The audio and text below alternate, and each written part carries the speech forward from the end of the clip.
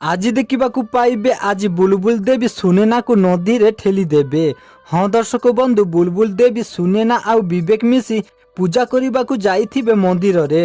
ତାପରେ ପୂଜାରୀ ପୂଜା କରୁଥିବେ ଆଉ ଘଡ଼ଘଡ଼ି ମାରିବ ଆଉ ଜଳୁଥିବା ଦୀପ ଲିଭିବାକୁ ଲାଗିବ। ତାପରେ ପୂଜାରୀ କହିବେ, ଲାଗୁଛି ମାଙ୍କର ପୂଜାରେ କୋଉଠି ଗୋଟେ ବିଘ୍ନ ହୋଇଛି। କିଛି ଘଟିବା ଆଗରୁ ମାଙ୍କୁ ପବିତ୍ର ଜଳରେ ସ୍ନାନ କରିବାକୁ ହବ, କିନ୍ତୁ ସେ ଜଳ ମନ୍ଦିର ପଛରେ ଥିବା ନଦୀରୁ ଆଣିବାକୁ ପଡିବ। ତାପରେ ସୁନେନା କହିବେ, ସେ ଜଳ ଆଣିବାକୁ ମୁଁ ଯିବି। ଏମିତି କହି ଗୋଟେ କଳସ ଧରି ନଦୀକୁ ଯିବେ ଜଳ ଆଣିବା ପାଇଁ।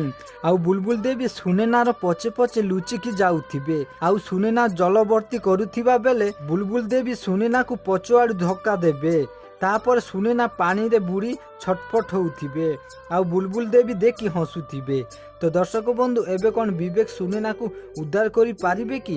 ତାହେଲେ କମେଣ୍ଟ କରି ୟେସ୍ ଲେଖ। ତ ଆଜି ବୋଲି କିଛି ଜବରଦସ୍ତ ସିନ୍ ଦେଖିବାକୁ ପାଇବେ।